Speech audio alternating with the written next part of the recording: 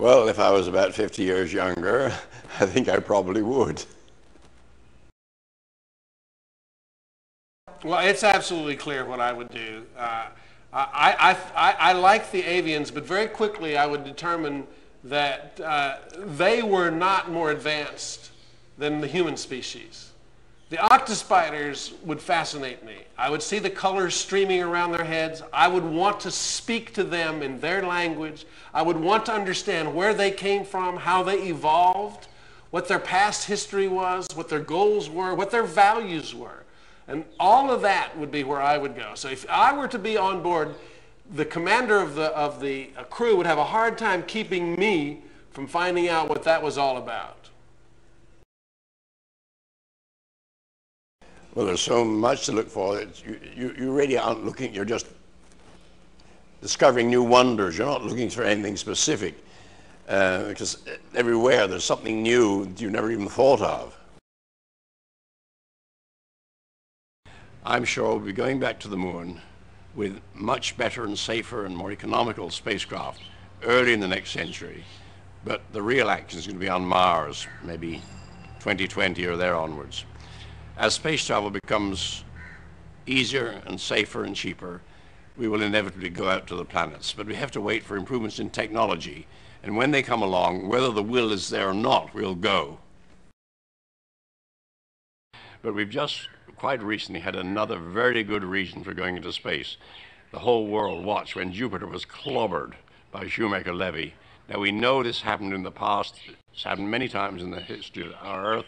65 million years ago, the dinosaurs were probably made extinct, or they may be on the way out anyway, but that impact 65 million years ago finished off the dinosaurs. And as my friend Larry Niven once said, the reason why the dinosaurs became extinct was because they didn't have a space program.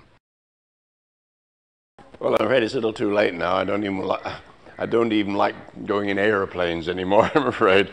But I guess it's going to take a long time to get to Mars. 6 or 8 months on the minimum orbit, isn't it? Right. So no, I'm afraid I couldn't face that sort of thing. But if a flying saucer landed and said, "I'll take you to Alpha Centauri," that's another thing.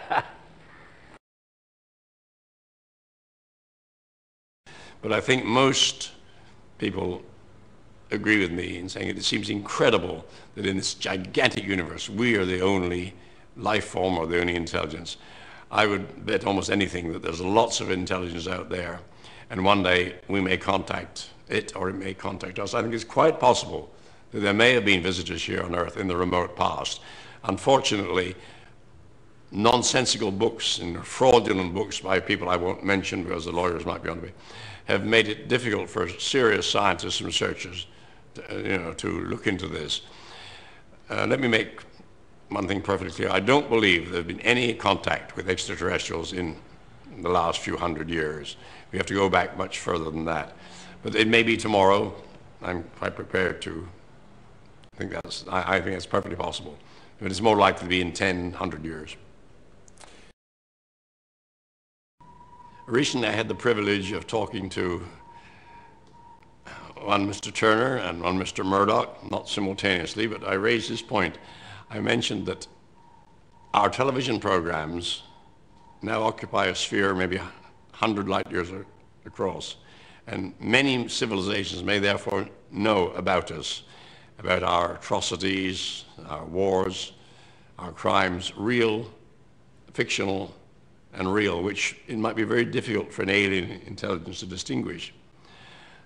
I deduce from that there aren't any higher civilizations within, say, 50 light years of Earth, because if there were, the cops would be here already with their sirens screaming right across the radio spectrum. Great unknown question is, are we closer to apes or angels in the hierarchy of the universe? Indeed, are there any angels or their equivalent out there in space? I hope that I'll see an answer to this question in my lifetime, though it may take, nobody knows. They may arrive, or we may discover their existence tomorrow. It may take 1,000 years.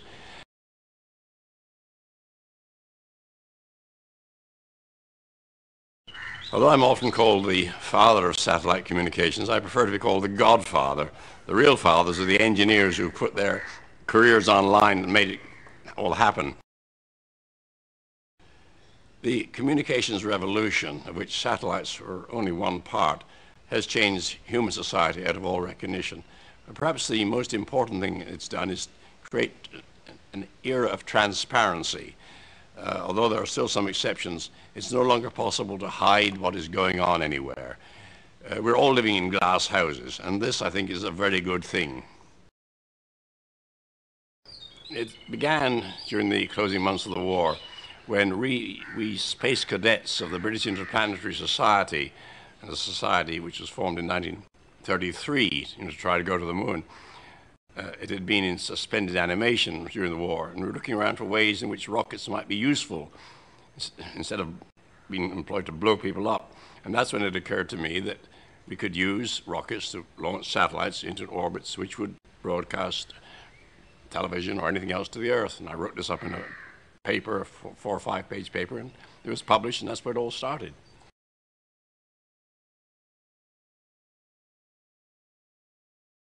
It began during the closing months of the war when we space cadets of the British Interplanetary Society, and a society which was formed in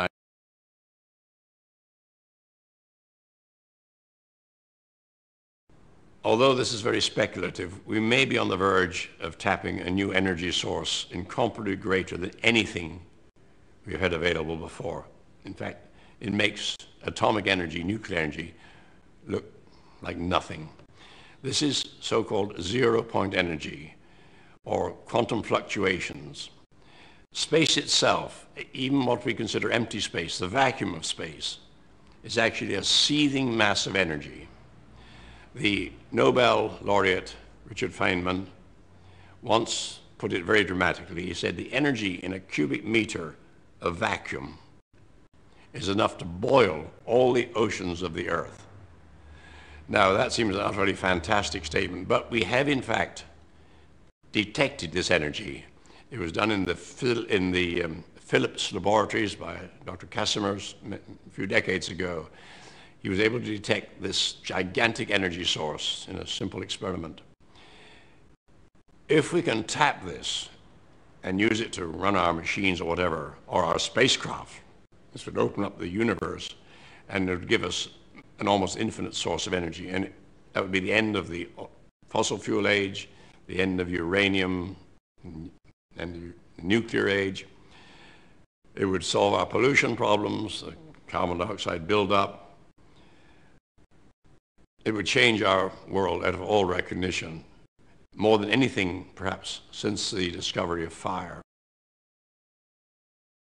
One of the reasons why I'm interested in this infinite energy, the phrase cold fusion is rather passé, and it may not be fusion at all, is because if this is for real, and I'm now 95% convinced that it is, this will open up the universe, because it would give us essentially weightless power. The problem with rockets, our only means of propulsion in space, is we need gigantic quantities of fuel to carry a tiny payload. But if this infinite energy works, and if, as is possible, it might even provide a method of propulsion, then the universe is going to open up just as the sailing ship opened up the world. You can't beat the laws of thermodynamics.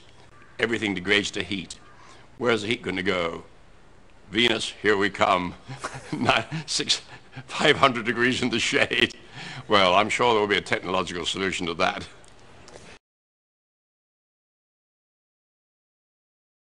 In 2001 was written and appeared at a unique moment in human history. It was released before the first men had landed on the moon, in fact, before the first flight around the moon. And of course, we had to guess what things would be like there. On the whole, we did pretty well, although we had much too jagged lunar landscapes. You know, that was a tradition. And of course, now it's obvious that the moon is pretty well sandblasted, so it's smoother. And it's interesting to notice the things that we got right and the things we got wrong. Who would have dreamed that the Bell system and Pan Am were no longer with us? But Hilton is still around. Now, the other thing we had to guess was what it would be like on the moons of Jupiter, which were just points of light in the most powerful telescope then. And it wasn't, of course, until the Voyager missions went there that we got close-ups of these fantastic places. And we didn't do too bad even there, I think. No, you did fairly well. No one could have predicted Right. Io. I mean, No one. that was just staggering. After this lapse of time, I can no longer say what ideas were mine and what ideas were standing, with a few exceptions. Some of the basic ideas came from stories of mine, particularly The Sentinel, which is a very short story about the discovery of a fire alarm, if you like, on the moon, set there by some alien race to alert the universe when we've reached the moon.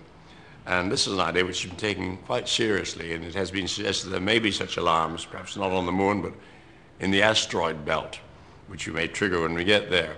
Well, that was my idea. But then we embroidered so many concepts, and, you know, like a table tennis game, we were batting ideas back and forth, and 90% of them were probably bad, and of the 10% that survived, probably half are Stanley's and half mine. When 2001 was released, early in '68, and it's already had its 25th anniversary, which I can't believe, at first everyone thought it was a disaster. I can remember at the Washington premiere, one of the MGM executives saying, well, that's the end of Stanley Kubrick. And in fact, the first reviews were lukewarm or even critical. And then, of course, the critics went back and saw it again and changed their minds. But there was a slow groundswell. It took a couple of weeks before the message got around, and we realized, you know, probably within a month, that we did have something exceptional on our hands.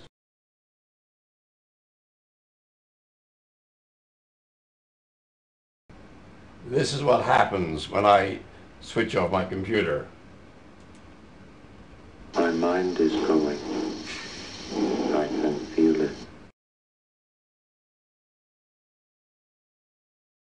Oh, that ending bit there is awesome. Alright, well, I hope you enjoyed all of these. They were a bit more lengthy than I thought. Next recording, let's see here. Today is Tuesday. Thursday's going to be Cold Fear. Then Saturday's going to be Rama. So, anyway, thank you for watching. Till then, later.